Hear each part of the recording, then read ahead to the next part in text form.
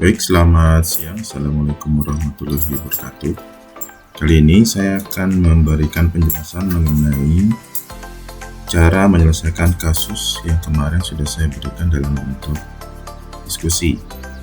Baik, sebelum kita memulai untuk masuk membahas mengenai cara penyelesaian kasus dalam minggu yang lalu, sebelumnya saya akan sedikit review tahapan-tahapan dalam proses kompilasi. Secara garis besar, bahwa proses dan tahapan kompilasi terbagi menjadi dua kelompok besar, yaitu analisa atau disebut sebagai front end, di mana dalam proses analisa ini itu akan dilakukan dekomposisi program sumber atau source code menjadi bagian-bagian dasarnya yang disebut dengan intermediate representation. Kemudian yang kedua adalah sintesa atau disebut juga dengan back end.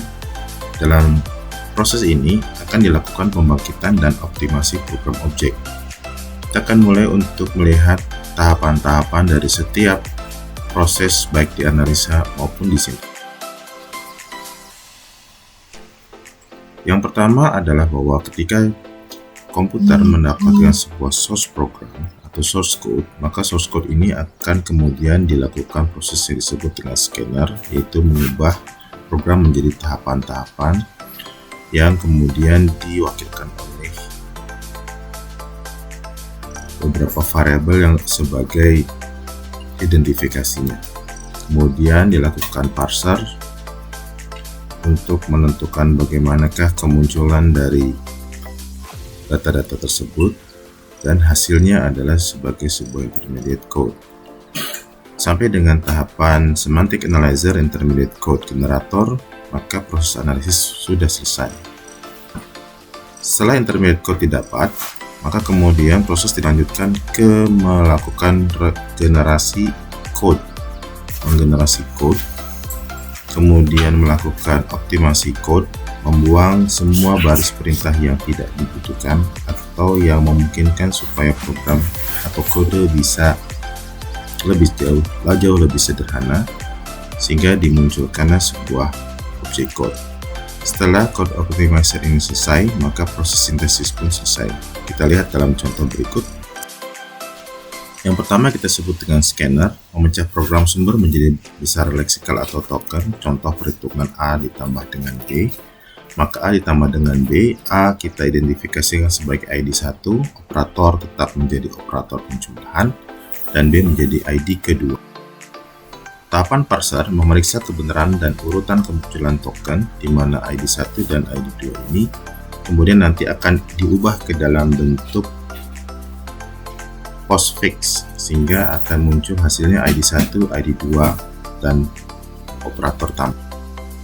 Ketiga, semantic analyzer adalah analisis yang membangkitkan kode antara yang kita sebut dengan intermediate form, di mana ID 1, ID 2 plus itu akan diubah menjadi plus ID 1, ID 2 T1, yang artinya hasil pengolahan ID 1 dan ID 2 nanti ketika dijumlahkan, hasilnya akan disimpankan dalam satu buah lokasi penyimpanan yang kita sebut dengan T.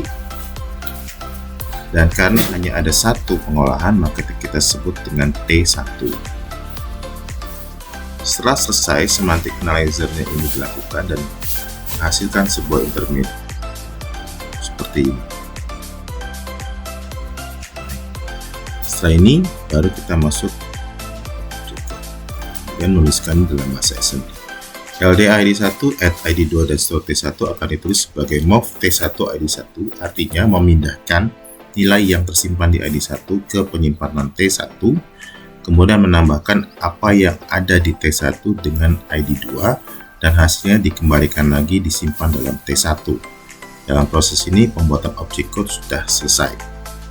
Nah, berbicara yang kemarin disampaikan dalam diskusi, maka berikut adalah cara penyelesaiannya. Kasusnya adalah berdasarkan tahapan proses kompilasi, maka tentukanlah objek code untuk menyelesaikan perhitungan aritmatika A kali B plus C. Penyelesaian yang akan kita lakukan, kita akan mengikuti tahapan-tahapan kompilasi mulai dari scanner hingga objek code. pertama kita lakukan scanner, kita akan memberikan identifikasi terhadap semua variabel yang digunakan, yaitu A, B, dan C, sehingga kita mendapatkan ID1 kali ID2 ditambah ID3. Tahapan berikutnya adalah parser. Berarti kita akan mengubah proses pengolahannya menjadi dua pengolahan, baik pengolahan perkalian maupun penjumlahan, sehingga kita dapatkan ID1 ID2 kali ID3 plus. Ini artinya diubah dari penulisan secara infix ke dalam bentuk postfix. Semantic analyzer dalam hal ini akan terbagi dua operasi, yaitu perkalian dan penjumlahan, di mana setiap hasil operasi akan disimpan ke dalam penyimpanan yang berbeda. Perkalian yang kita tahu adalah ID1 ID2 kali T1, dan penjumlahnya adalah T1 ID3 plus T plus kemudian T2. Artinya apa?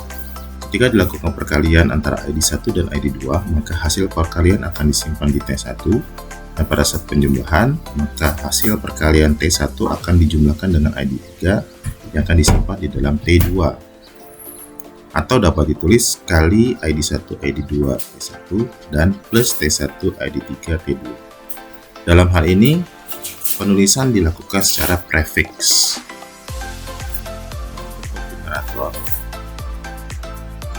Form intermediate form yang sudah kita dapatkan kita ubah menjadi sebuah code generator, di mana yang pertama kali muncul datanya adalah ID1, kita load ID1, kemudian kita kalikan dengan ID2 sehingga add atau mul ID2, multiply atau perkalian multiply kalian ID2, maka hasilnya disimpan di T1 atau store T1.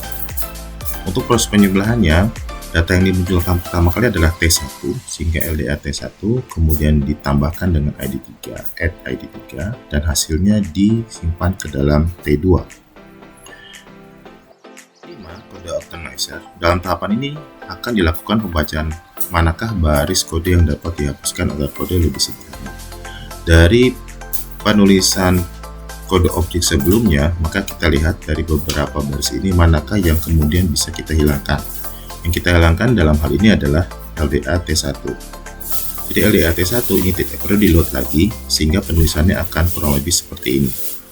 LDA ID1, mul ID2, store T1, add ID3, dan disimpan di store T2. Dan kita akan ubah menjadi sebuah objek code menjadi mov T1, ID1, artinya data di dalam ID1 dipindahkan di objek T1, kemudian apa yang ada di T1 kita akan kalikan dengan ID2 dan hasilnya disimpan lagi di T1. Kemudian apa yang ada di T1 kita pindahkan dulu ke T2, kemudian apa yang ada di T2 kita tambahkan dengan ID3 dan hasilnya dikembalikan lagi ke T3. Sampai sini berarti proses sudah selesai. Selamat siang, kita ketemu lagi di